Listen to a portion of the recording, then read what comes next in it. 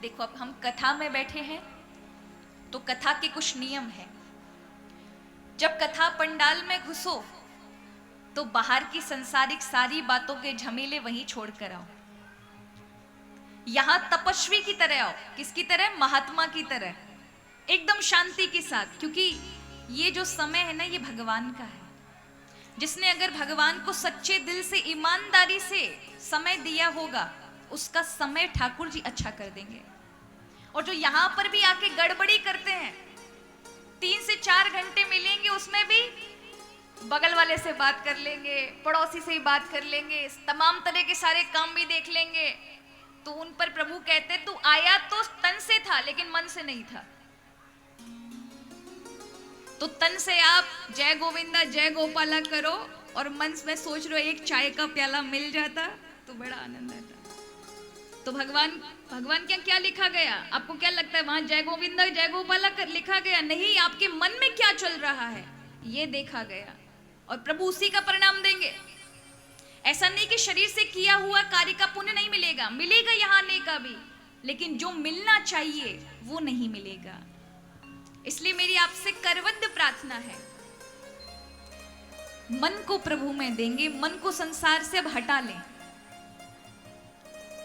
अगर कदंचित भगवान परीक्षा भी लेते कथा में महाराज, कई बार आपके पड़ोसी से, बगल से बैठे रहने वाले से लड़ाई हो जाएगी, और वहां अगर आप 3 से 4 घंटे घुन्नाते रहे तो आप गए कथा से। ठाकुर जी ने आपको चुना ही नहीं, आए तो लेकर के, लेकिन आप कथा में नहीं बढ़ पाए। इसलिए विशेष, क्योंकि अब जो कथा हम सुनने जा रहे हैं ये साधारण नहीं है, इसकी विशाल महिमा है। साक्षात भगवान कृष्ण का स्वरूप जिसे कहा गया है, जो भगवान की तरह ही भगवान का वांगमय स्वरूप है। वांगमय माने वाणी स्वरूप। अब जो मैं कुछ भगवत कृपा से कहने जाऊंगी या कहूंगी पूरे 7 दिन तक, वो मेरी वाणी नहीं, भगवान की वाणी है। मुझे तो एक माध्यम, ये लाउड स्पीकर है, माइक, इसकी तरह मुझे एक माध्यम, एक बीच में आपसे और उनसे मिलाने का एक माध्यम बना दिया है। जैसे ये माइक है और ये बॉक्स है, आ रहे हैं, इन बॉक्स में से यहां से आवाज आती तो वहां से निकल के आती है, लेकिन इस बीच में करंट है जो जोड़ रहा है उसको। मुझे और आपको जोड़ने का जो कार्य कर रहे हैं ना, वो करंट भगवान है। मुझे बोलने की शक्ति दे रहे हैं और आपको सुनने की शक्ति प्रदान की है। अपने आप को कम भाग्यशाली मत समझिएगा कि आपको इन 7 दिन के लिए श्रीमद् भागवत कथा श्रवण करने को मिल रही है।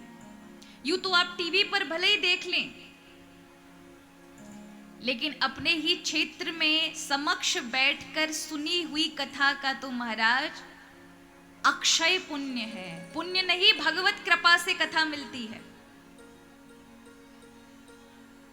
इसलिए कहा कि अनंत जन्मों के पुण्य हो तदा भागवतम लभे, तब जाके भगवान की कथा मिलती है। और उसमें भी श्रीमद् भागवत कथा साधारण ग्रंथ नहीं है, साक्षात कृष्ण है। इसका क्या प्रमाण है? बोले महात्म्य में कई जगहों पर, भागवत कथा की महिमा में कई जगहों पर कहा गया है कि साक्षात कृष्ण है। प्रविष्टोयम श्रीमद् भागवतारणम, 3 अध्याय का 61वां श्लोक। कौन है श्री कृष्ण? ये कथा भागवत क्या है? बोले कृष्ण के समान है। जैसे भगवान कहां रहते हैं, मैं अगर आपसे पूछूं नारायण भगवान कहां रहते हैं, कौन बताएगा मुझे? कहां रहते हैं भगवान? क्षीर सागर में। कहां रहते हैं? क्षीर सागर माने जल का समुद्र। कहां रहते भगवान? जल के समुद्र में। आपने देखा होगा ना चित्रपट में, भगवान जल पर महाराज लेटे हुए, शेषनाग की सैया पर लक्ष्मी पाम दबा रही है, पैर दबा रही है। ये कथा क्या है?